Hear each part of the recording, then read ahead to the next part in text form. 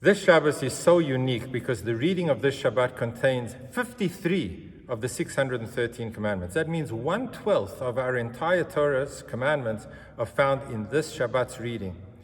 And it is a set of laws that includes many civil codes, civil responsibilities to one another, to not to steal, to restore damages, to look after somebody's possessions with care, to restore a lost item, to look after one's employee, to look after the widow and the orphan and the poor.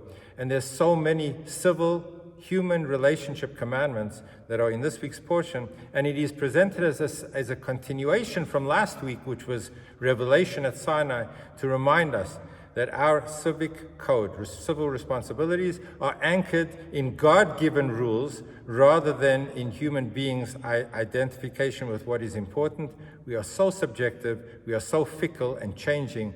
It has to be anchored at Revelation at Sinai. Now, one of these 53 commandments relates to a loan to a poor person.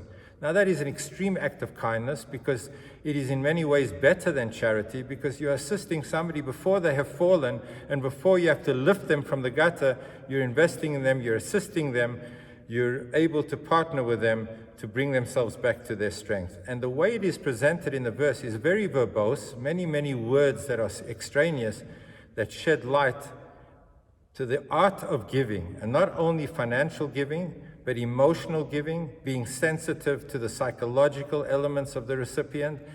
Not only that one has to give, but how to give. So the wording is, Im kesef talveh et ami, if you will loan to someone from my nation, et he'ani imach, to the poor person who is amongst you. That's a very long way of saying, give a loan to the poor. So the commentaries point out, the first thing it says, Im kesef talveh et ami, if you'll give a loan to somebody from my people. The first thing is to look at another human being and look at them as a child of Hashem, a part of Hashem's people. Not to look with disdain and irrelevance to somebody who is so unfortunate and you have no connection with that individual. The first thing is realize that that individual is a child of God, is part of Hashem's people, and that is how we have to look at the poor person, not as a stranger, not as something extraneous to our lives, but very much a part of our existence. It is God's people. Even the poor is a part of Hashem. Look at that person with dignity. And then it continues to say, Et he'ani imach, to the poor person who is amongst you. And the subtle inference from that is, look at the poor person and see the poor person amongst you, which means that one should identify with the pain of the poor person. What is the poor person's is imach, is with you, meaning look at your life and think, what if I were in that situation? How can I identify with this person's pain?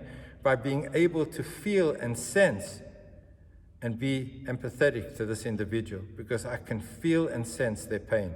Take this poor person's plight and translate it into your own situation so that you sense and feel pain, and then you will know how to give.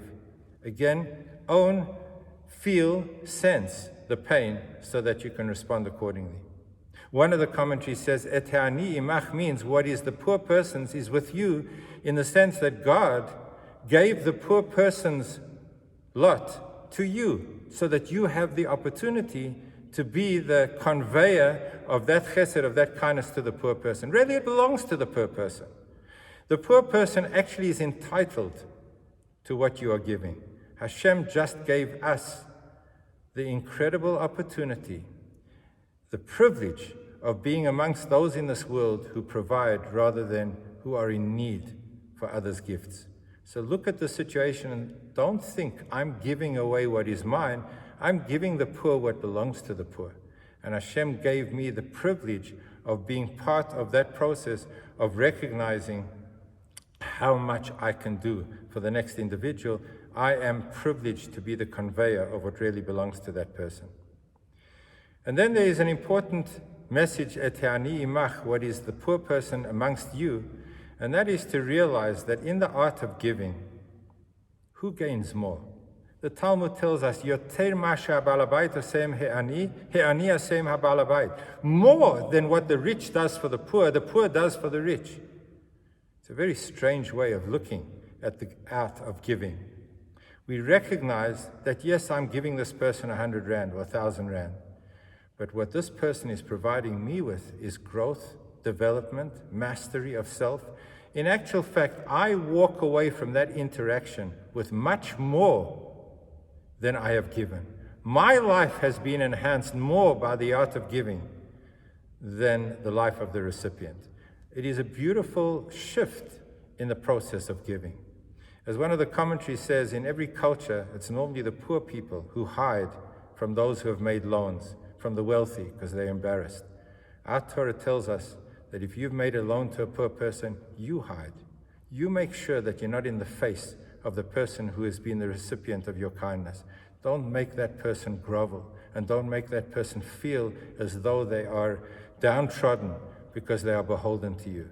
It is the wealthy, the provider, the giver, who needs to hide their eyes so that they don't allow the poor person to feel the pain of having to be the recipient of somebody else's kindness.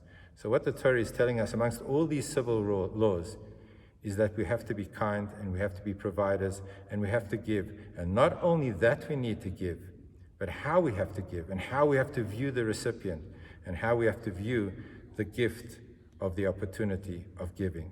May Hashem give us open hearts to always be on the side of chesed, of kindness, to give with a full heart.